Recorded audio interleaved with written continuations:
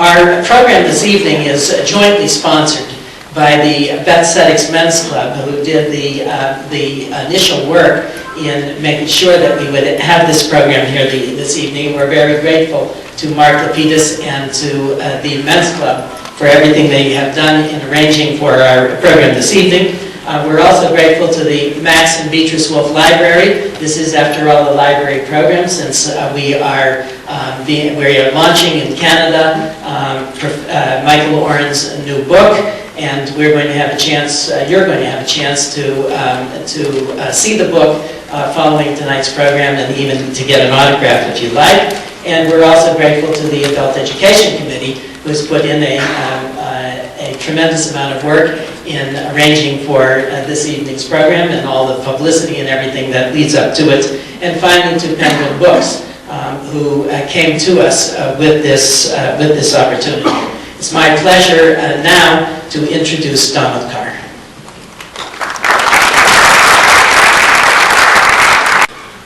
Thank you very much indeed. Kavod HaRabbanim, distinguished guests, ladies and gentlemen, it's trite to repeat the oft-stated declaration, we live in perilous times, but indeed we do. It's therefore a breath of fresh air to have the opportunity this evening to hear from Professor Michael Oren, historian, commentator, and novelist. Born in New York some 51 years ago, raised in New Jersey, the son of a career U.S. Army officer, and whose mother was a teacher and a novelist herself. Professor Oren, as a youth, was a member of Hashomat Seir, and visited a couple of kibbutzim in his early youth. He received 2 degrees from Columbia and went on to complete his master's and his doctorate in the history of the Middle East at Princeton.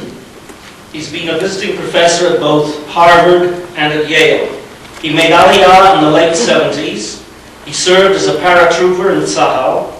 He saw combat in Lebanon in 1982. He was an advisor on interreligious affairs to the late Prime Minister Yitzhak Rabin, and served as Israeli military liaison officer to the U.S. Navy's 6th Fleet during the First Gulf War. He was a reserve major in the 2006 Hezbollah conflict in Lebanon, and he was obliged to participate in the evacuation of Jewish residents from Gaza. He speaks Hebrew and Arabic, and of course English. He's now a senior fellow at the Shalom Institute, or the Shalom Center think tank in Jerusalem, where he makes his home. Professor Oren's 6 Days of War, which was published in 2002, placed him among America's leading historians. It won the Los Angeles Times Book Award for History, the National Jewish Book Award, and was on the New York Times bestseller list for weeks.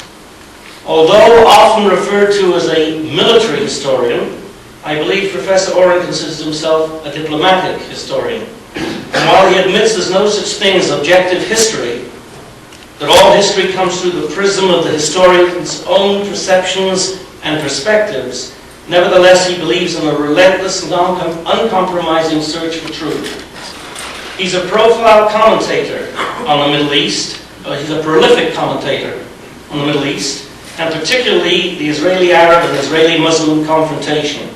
His articles have appeared in the Boston Globe, the Wall Street Journal, Washington Post, the New Republic, and Azure magazine. He believes deeply in Israel, which, unlike so many others, he considers as an underdog. He's an articulate and ardent spokesman for his country when he writes those commentaries.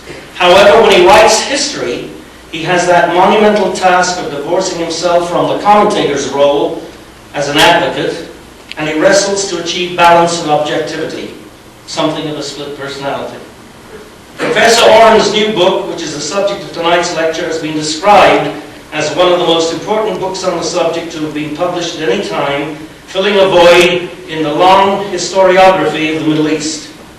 As in his other works, from excerpts which have appeared in the National Post, it is beautifully written, and as in the 6 Days of War, it must have been meticulously researched. Today, or this evening, Professor Oren just heard that his book is on the New York Times bestseller list at number 10 already.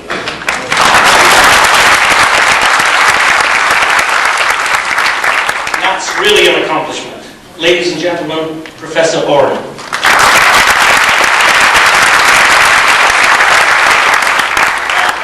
I always get the warmest welcomes in Toronto, maybe because that contrasts so sharply with what's going on outside this building. Freezing. Thank you for mentioning my novel, Reunion, came out in 2004, which sold dozens of copies. Thank you for mentioning my brief career as a kibbutznik. When I was 15 years old, I desperately wanted to be a farmer. I worked at the cows to this day. Every time I pass a cow shed, it's cows. And I was a failure as a farmer. Some of you who read my first book, 6 Days of War, there's some photos in there of the destroyed Egyptian army in Egypt. You can see miles and miles of burnt out vehicles in the Sinai. That's more or less the way I left various kibbutzes. When I finished work, they were very happy to see me go. And like many failed farmers, I went off to study history. That's basically all we could do. Well, I'll begin this evening by talking about some not so distant history. Last March 2006, I was teaching at a certain university in Cambridge, Massachusetts, and there was a commotion on campus because the Harvard website had posted a paper, an academic paper, written by two of America's preeminent political scientists and experts on international relations, Stephen Walt of Harvard, John Mearsheimer of the University of Chicago. Their paper, which ran to a full 80 pages, was called The Israel Lobby. In this paper, Professors Walt and Mearsheimer alleged that since 1948, since the creation of the State of Israel, support for the State of Israel had become, quote-unquote, the centerpiece of American foreign policy in the Middle East, and that this centerpiece of Israel-focused policy in the United States had diverted the United States from its natural course, which was pursuing amicable relations with such nations as Syria and Iran, such organizations as Hamas and Hezbollah, which otherwise, apart from America's support from Israel, bore no animus whatsoever toward the United States. The reason American policy in the Middle East had been derailed to support the State of Israel, alleged Walt and Mearsheimer, was the work of this Israel Lobby, an amorphous, large group which embraced all different elements. It embraced the sort of left-of-center New York Times as well as the right-of-center Wall Street Journal, the right-wing Hudson Institute in Washington, the left-wing Brookings Institute in Washington. Politicians from George W. Bush to Bill and Hillary Clinton are all in this amorphous Israel lobby. Of course, all evangelical Christians in the United States, most Orthodox Jews, any American Jew who had ever been in a position of influence, foreign policy making in American government, irrespective of his or her political orientation, whether it be Dennis Ross and Martin Indyk, or Richard Pearl, or Paul Wolfowitz, they're all in this Israel lobby. Now, the paper was curious not only for this rather unorthodox approach to American historiography in the Middle East, but also because of its methodology. About over half of these 80 pages were footnotes. I can only tell you if I ever got a paper like this from one of my undergraduates, it would be sent back to them with all sorts of red marks on them. Over half of it was footnotes, voluminous footnotes, which included references to august works of history by Noam Chomsky and Norman Finkelstein, a great number of op-ed articles, but what was conspicuously missing from all 40-plus pages of notes is not one, and I mean not one reference to a document of American foreign policy. And if you were to go to Washington and get on a bus and go to College Park, Maryland, where resides the National Archives of the United States, you will find that many hundreds of thousands of such documents relating to the history of American foreign policy in the Middle East have been declassified and are easily accessible to any student, certainly to any professor at Harvard and the University of Chicago. Not one document. But I think an even more conspicuous absence in these notes was any relation whatsoever, any reference whatsoever to what the American people think should be America's interest in the Middle East, with whom the United States should ally. And according to the most recent polls, and I'm talking about polls that were taken as recently as 2 weeks ago, over 70% of the American public firmly support robust and strong ties between the United States and the State of Israel. And this has been a consistent statistic throughout the last few years of tremendous upheaval in the Middle East, including a tremendous amount of controversy surrounding the State of Israel. And actually, some of the statistics have gone up in recent years, 70%. Now, Walter Mearsheimer would probably respond that this support is reflective of evangelical support for Israel, American Jewish support for Israel. But the fact of the matter remains that evangelical Christians in the United States account for about 20% of the population, American Jews for significantly less than 3% of the population. How then can you account for the remaining 50% of the population who in these polls is advocating continued strong, robust ties between the United States and the State of Israel? And the answer to that question can be gleaned not only from archives, not from the pages of the New York Times, or even from the Wall Street Journal. To truly understand the origins of that support, one has to go back much further than last March. One has to, in fact, go back close to 400 years ago, when the first buckled shoe alighted on a rock along the Massachusetts shore. That shoe belonged to William Bradford. He and 101 Puritans had immigrated from England, and when Bradford set his buckled shoe down on this rock that they later called Plymouth, he made a declaration. He declared, "Come, let us proclaim the word of the Lord in Zion." How did Massachusetts get to be Zion? Interestingly, the Puritans had suffered terribly from state oppression under the Church of England. And in an effort to cope with the suppression, with the terrible suffering they were going through, they looked for a model, and being religious Protestants, they looked to their Bible, they looked to the New Testament, they didn't find it there, and so they looked back. They looked back to those books that had been downplayed by much of Christian theology over the preceding 1600 years. They looked back to the books of what they called the Old Testament. And in these books, they found a God who spoke directly to his people in their language, and he made them a very explicit promise. He promised them that he would deliver them from bondage, that he would rescue them from suffering, and restore them to their ancient and biblical homeland. And the Puritans appropriated this story. They became the new Jews. And as the new Jews, they were escaping the King of England, who became Pharaoh. They were crossing the Atlantic Ocean, which became the Sinai Desert. It took them less than 40 years. Thank God that they reached the New World, and this was the new Zion. And they proceeded to impose the map of the old Zion on the new Zion. They gave 1,000 biblical place names to their towns and cities and the colonies that they founded. You know, the Jerichos, the Bethlehems, the Bethpages, the New Canaans. Those of you well familiar with Connecticut. They made Hebrew a mandatory subject at their universities. James Madison became a Hebrew major at Princeton. He didn't do so well. I expect he spent an extra year doing it. They put Hebrew in the logos of Yale. You see it, Oren, you see it, Hebrew in the logo of Dartmouth and Columbia. They gave Hebrew biblical names to their kids, no longer Martin, Luke, and John. All of a sudden you have Benjamin, David, Isaac, Rebecca, and Sarah. And they conclude that as being the new Jews, they have a certain element of kinship with the old Jews. If you will, they became mishpocha to the old Jews, and also that they have a very singular attachment to the old Promised Land, then known as Palestine, which is part of the Ottoman Empire. And these Puritans and their descendants conclude that in order to be good Christians, in order to be good Americans, that they have to help God fulfill their promises to his beloved people.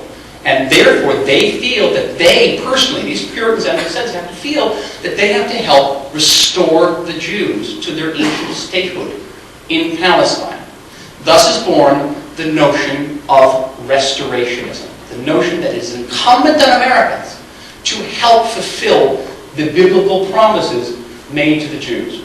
And restorationism becomes an 18th century hit. By the time of the American Revolution, it is very prevalent in the colonies. John Adams, the second president of the United States, makes a statement where he says that he wishes 100,000 Jews would march into Palestine as an army, as well disciplined as the French army back then, and reclaim Judea as a Jewish kingdom. And the revolution occurs, and once again Americans are comparing themselves to the Jews. King George III becomes Pharaoh. George Washington becomes Moses. At the end of the war, in 1783, there's actually a debate in Congress about what will be the new seal of this newborn nation, the United States. And some members of Congress proposed that the seal of the United States should be an American bald eagle with clutching 13 arrows in its talons, one for each of the newly independent states. But another seal was proposed, showing Moses leading the children of Israel out of Sinai, following the pillar of fire. Amazing. And it was a close vote in Congress. Moses lost by only a few votes. Only Moses was always the symbol of the United States of America. That great seal, the one that lost, was developed and designed by Thomas Jefferson and Benjamin Franklin. Now, in the aftermath of this war, the victors felt that they had succeeded in achieving their independence in their promised land, but the absence of that independence for the old Jews was significantly glaring. And Restorationism again flowered in the aftermath of the American Revolution. You have Elias Boudinov, the first president of Congress, writing a book in which he predicts that once the Jews return to Palestine, and their return is imminent, that they will make the desert bloom like a rose. That's the first known reference I know to that later slogan that the American Zionists arrogate for themselves. Ben-Gurion even said it too. The greatest single expression of post-revolutionary Restorationism appears in 1844 in a very thick book called Valley of the Visions. Valley of the Visions. In this book, there is a call on the United States government to spearhead an international effort to detach Palestine physically from the Ottoman Empire and to give it to the Jews as a state. The author even calls on the United States Navy to help provision this Jewish state until it can stand on its two economic legs. This book, Valley of the Visions, was authored by the head of the Hebrew department of New York University, a professor by the name of George Bush. And 2 days of the genealogy department of the Library of Congress enabled me to ascertain that Professor George Bush, the author of this antebellum bestseller, was a direct forebear of two American presidents of the same name.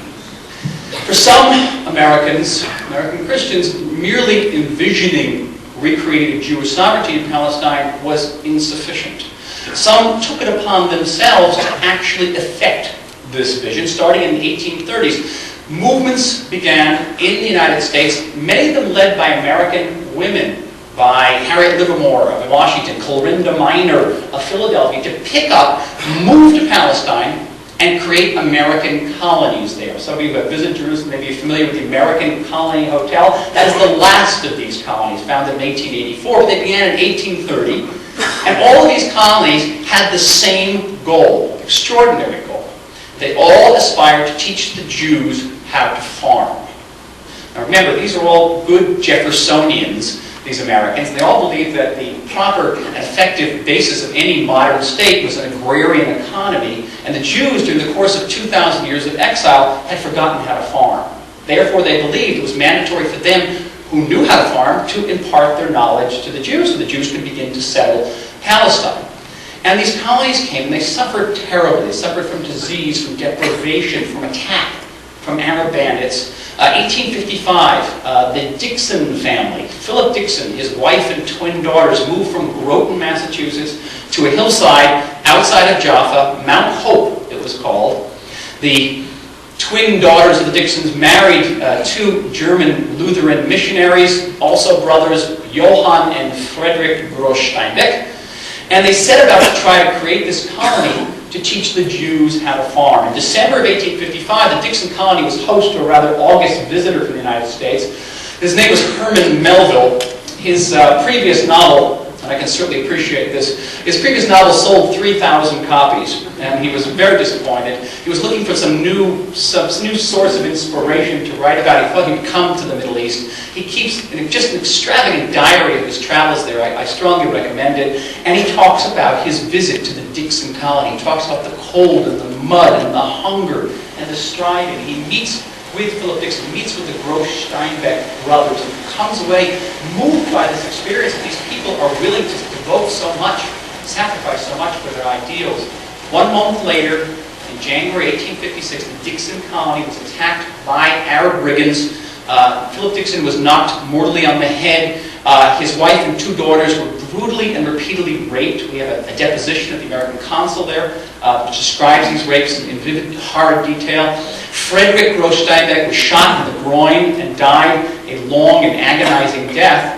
And the only survivor of the Dixon colony was Johann Gross-Steinbeck, who at this point moved to the United States, moved to California. He Americanized his name, and his grandson would write about this rape scene and write about the struggle in Palestine in some of his biblical tragic epics, East of Eden and the Grapes of Wrath. John Steinbeck's grandson had lunch with Herman Melville in Palestine in 1855 on a colony dedicated to recreating Jewish sovereignty in that area. And even after the fall of the Dixon colony, the efforts continued. In 1866, 10 years later, George Adams of Indian River, Maine, moved from Maine with 156 artisans, merchants, and farmers, again to an area just outside of Jaffa. You can still go to Jaffa today and find downtown Jaffa 2 New England clapboard houses were brought prefab. There were one of the last surviving 2 houses of the 17 that were brought from Indian River. And the colony struggled again. Terrible disease, hunger. By the next year, 1867, there were only about 50, 60 survivors of this colony, and they were evacuated from the shores of Jaffa aboard an American vessel out of Philadelphia, a steamship called the Quaker City, which was carrying another American author to the Promised Land, and he would soon publish his collected dispatches from the Middle East under a title, Innocents Abroad, under his new pen name, Mark Twain. And Mark Twain writes in the final chapters of Innocents Abroad what it was like to evacuate these poor, starving people from the shores and how they had sacrificed so much for their release. So much was he moved that later on in the century, when Mark Twain had a brief sojourn in Vienna, he made a point to have a lunch meeting with the head of the new Zionist movement in the country, a gentleman by the name of Theodor Herzl. Mark Twain had a celebrated lunch with Theodor Herzl. So much was so taken with Herzl that he offered to translate Herzl's new Zionist play called The New Ghetto for production on the Broadway stage. Back in America, Restorationism continued to flourish. In 1863, asked by a Canadian minister what he thought of the idea of Restorationism, Abraham Lincoln replied that restoring the Jews to their Holy Land and statehood was a dream that was dear to a great many Americans, and that he, the President of the United States, hoped that someday the United States, once it had restored its union, could work again to realize the dream of Jewish restoration. Perhaps the greatest single expression of American restorationist zeal occurred toward the end of the century. 1891, William Blackstone, a Midwestern real estate mogul, submitted a petition to the Benjamin Harrison White House, the President's White House. And in this petition, once again, there's a call for an American diplomatic initiative. This time, he wants the President Benjamin Harrison to convene an international conference in which the Tsar of Russia will participate and Queen Victoria of England, and together the international community under the aegis of the United States will detach Palestine from the Ottoman Empire and transfer it to Jewish sovereignty. 400 people signed this petition. It's known as the Blackstone Memorial. And they're not people from the periphery of American society. Among the signatories are John D. Rockefeller, Charles Scribner, the founder of the Scribner Publishing House, J. Pierpont Morgan, and a young congressman named William McKinley, all signed onto the Zionist petition. Notably absent are large numbers of American Jews. American Zionism in America, 19th century, certainly the second half, is almost an exclusively Christian phenomenon. A notable exception was Emma Lazarus. Some of you may know she was the young American Jewish poet who inscribed the new Colossus poem on the pedestal of the Statue of Liberty. Emma Lazarus, in 1884, created the first American Jewish Zionist organization. It had very, very few members, could not attract large numbers of members. Jews were coming into the United States in vast numbers. About 2.5 million European Jews seek and receive asylum in the United States between 1882 and the outbreak of World War I, but very, very few of them become Zionists. At the outbreak of World War I, of the 3 million U.S. Jews, about 12,000 only are members of the American Zionist Federation. The president of that federation, however, was a unique individual, and his name was Louis Brandeis. Brandeis came from an old, established, very assimilated Jewish family from Kentucky, knew next to nothing about being Jewish, but he was an extraordinary individual. He was a Harvard wunderkind. He graduated when he was about 14, graduated law school. He was 21, first in his class. Don't you hate people like this? And he became a famous lawyer, a famous professor. A chance meeting with a Zionist editor in Boston in 1908 converted Brandeis overnight into a Zionist. So much so that 4 years later, he is now the president of the American Zionist Federation, this really minuscule group which had a budget of $100,000. They considered themselves lucky. That same year, a man whom Brandeis had befriended earlier in his career, who had been an outstanding Princeton professor, later president of Princeton University, later governor of New Jersey, that man became president of the United States, and his name was Woodrow Wilson. Woodrow Wilson was the grandson, the son, and the nephew of Presbyterian ministers. He literally imbibed Restorationism with his first milk. And that ingestion became fateful 5 years later in 1917 when America entered World War I. The British were very, very concerned to get the Americans into the battlefield as soon as possible. And to that reason, they sent their foreign secretary, Arthur Balfour, to Washington for talks with Wilson. Balfour was one of the last great British restorationists. He so much wanted to see the Jews restored to their land in Palestine that he proposed that the British government would make a declaration, make a proclamation that once British forces that were fighting in the Middle East, once they kicked the Turks out of Palestine, that the British Empire would throw its weight behind Zionism and support the creation of a Jewish national home in Palestine. And the ministers of the British government said, "Are you crazy? We have hundreds of millions of Arabs and Muslims in our empire. We are going to antagonize all these people by showing support for their Jewish national home? Forget about it." Balfour came to Washington with greater dexterity than I. It doesn't work here. Balfour came to Washington. Told you I wasn't a good farmer. Imagine me with a tractor. It doesn't. Balfour came to Washington hoping that if he could convince Wilson to sign on to this proclamation, that he could convince then the British government, who wanted to please the Americans so much, that he could convince the British government to issue this proclamation. But when Balfour came to Washington, he met with Secretary of State Robert Lansing. He met with Wilson's chief political advisor, Colonel House. You know Colonel House? He was a colonel like Colonel Saunders was a colonel. He met with him, and basically they said the same thing to him that the British ministers had said to him earlier, saying, America has budding interests in the Middle East. We're beginning to explore oil resources in the Middle East. The last thing we want to do is antagonize populations in this area. We strongly recommend against making this recommendation, making this proclamation. And really despondent, Balfour turned to his last possible option, and that option was Louis Brandeis. And he came to Brandeis, and Brandeis says, "Don't worry, I'll take care of it." And on May 10th, 1917, Brandeis has a 40-minute meeting in the Oval Office of the White House. At the end of that meeting, he emerges with Wilson's approval for this British proclamation. And as a result of Wilson's approval, the British then turn around and issue the following November what became known as the Balfour Declaration, with the largest and most powerful empire on earth, favors the creation of a Jewish state in Palestine, Jewish national home in Palestine, which in turn becomes the basis of the League of Nations mandate issued for Palestine in 1922, which in turn, in 1947, becomes the basis of the UN partition resolution creating the state of Israel.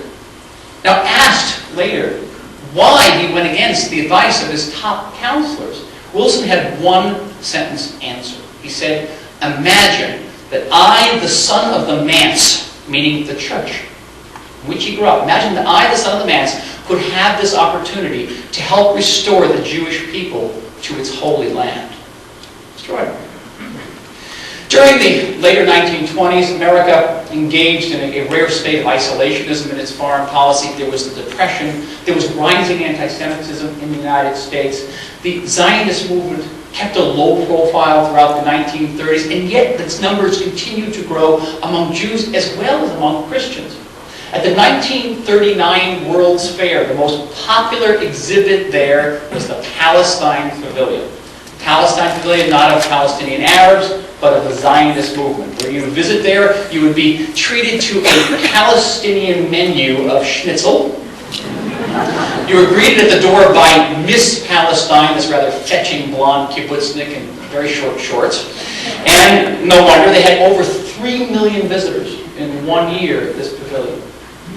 Even Franklin Roosevelt, whose policies, as many of you know, did not redound to the benefit of the Jewish people during the Holocaust, behind closed doors, he was a Zionist. He told his top administrators that the Jews have the greatest natural right to a state in Palestine. He even proposed, and by the way, this has just been declassified not too long ago, he even proposed a deal where the Arabs of Palestine would be induced by a $250 million international fund, he called it bakshish, to relocate to another Middle Eastern state. Guess what state he wanted them to relocate to?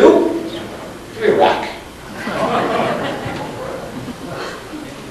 The greatest challenge to the restorationist idea in the United States actually came at the end of World War II, with Roosevelt's death and the ascendancy to office of Harry S. Truman. Truman, a Southern Baptist, a man who knew the Bible largely by heart. By age 14, he was a member of the American Christian Palestine Committee. It was a restorationist group. His best friend growing up was Eddie Jacobson, a Jew from Kansas City. Truman was openly supportive of the right of all Jews, particularly of the survivors of the Holocaust, to immigrate to Palestine and to recreate the Jewish state. Opposing him on this position was not just one or two advisors in his administration, but in a situation that was completely unique in the history of American foreign policy making. The entire foreign policy establishment came to him and said, "Mr. President, don't do this."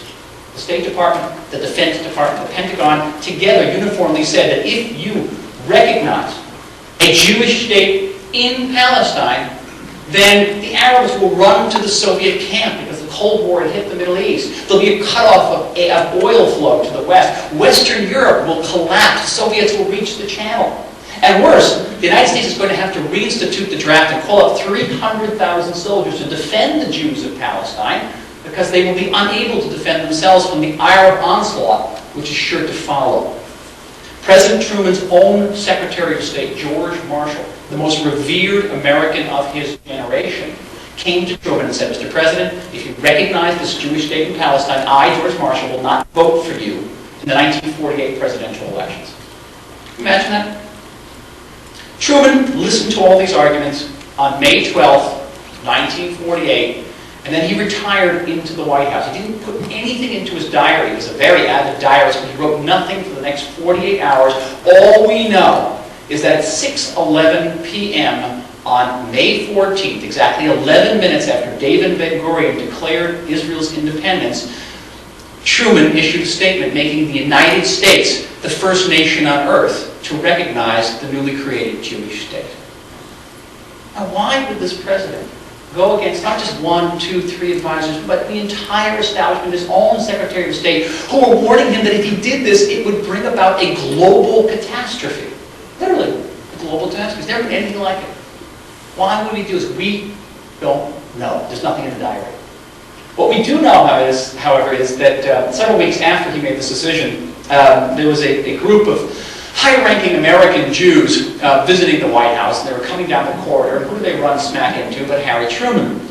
And Truman is introduced to this group as the president who helped create the State of Israel. Harry Truman was deeply insulted. He said, "What do you mean helped create the State of Israel? What do you mean helped create the State of Israel?" He said, "I'm Cyrus. I'm Cyrus." Those of you who know your Bible, you know that Cyrus was the Persian king who restored the Jews to their Holy Land and helped recreate the Jewish state. I'm Cyrus.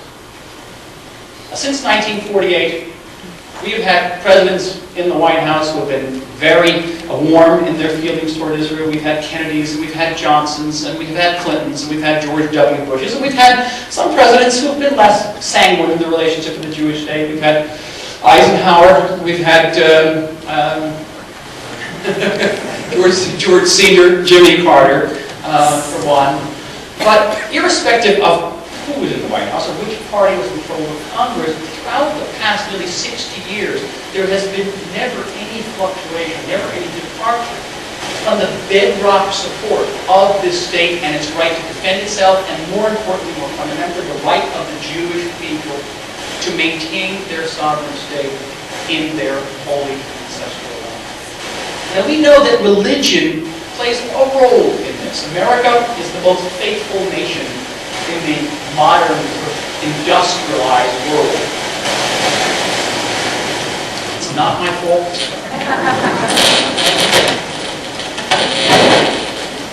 I said that was too, didn't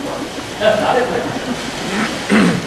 We know America is the most faithful state in the industrialized world, that more people attend a house of worship in the United States per week than in any other country. And we know that faith impacts the way America looks at the Middle East and the way it looks in particular at the State of Israel. We know that Lyndon Johnson's grandfather told him that if he ever abandoned Israel, the world would come to an end. We know that Bill Clinton, for whom his pastor, his Baptist pastor, was his surrogate father, that pastor called Clinton to his deathbed and made Clinton promise as a young man that if he ever became president, that he must never ever turn his back on the State of Israel. And yet we know that faith is not the entirety. We know that the fact that Israel is a democracy, struggling to survive in a profoundly undemocratic environment, that Israel shares America's fundamental beliefs in republican form of governments and human freedom, but that is also a very important component in American support for the State of Israel. Now these factors appear nowhere in the paper by Mearsheimer and Walt. Nowhere whatsoever. And yet, irrespective, their ideas have gained widening currency, not only in academia, but also in the media. You encounter it in papers all the time now. Most recently, Walt and Mearsheimer have received a $750,000 offer from Farrar, Straus & Giroux, one of America's leading publishing houses, to adapt their 80-page paper to a full-length book. It will be coming out next fall. Expected to sell about 1 million copies. They're already getting orders for it. Jimmy Carter's book, which for a while was vying with mine on the bestseller list, is still selling briskly. He's being interviewed everywhere. I was just called just this morning by one of my former students at Harvard saying that Jimmy Carter was speaking at the Harvard Coop, and that the line to see him went through 3 floors and out the front door into Cambridge, Massachusetts Avenue. Still a very, very popular book. It is therefore important that we recall the other reasons for American support for the State of Israel. That we call attention to this rich, vast legacy of American support for renewed Jewish sovereignty in this Holy Land. That we recall the words of John Adams, of Abraham Lincoln, of Woodrow Wilson, of Harry Truman. That we not forget, indeed, that we reiterate, that for nearly 400 years now, the idea of an America has been almost indivisible from the idea of a recreated Jewish state, and that indeed belief in Israel has been tantamount to belief in the United States. Thank you.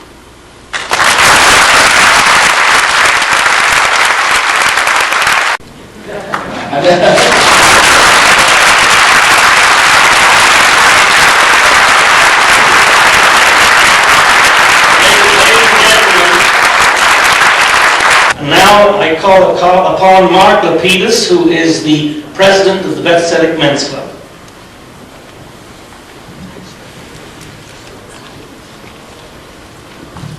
Ladies and gentlemen, I was just told when thanking Professor Oren I shouldn't speak longer than 3 sentences, so I'm going to try to do this very briefly. I want to thank the professor for coming on somewhat relatively short notice. It was very informative and enlightening, and also hopefully inspiring to all of us that the future of Israel is at least affected by people like you, and I hope your influence is felt for many years to come. I'd like to thank a number of people, including the Adult Education Committee and the library for assisting in putting this event together. The Men's Club, of course, is very proud to be sponsoring this event. I'd also like anyone interested in participating in the Men's Club to take the opportunity of doing so by contacting the Synagogue. I'd also like to thank Dana Glassman, who is the CBC producer, who brought the opportunity to us, having Professor Oren speak to us tonight. And we thank you all for coming. Hope you enjoyed yourself.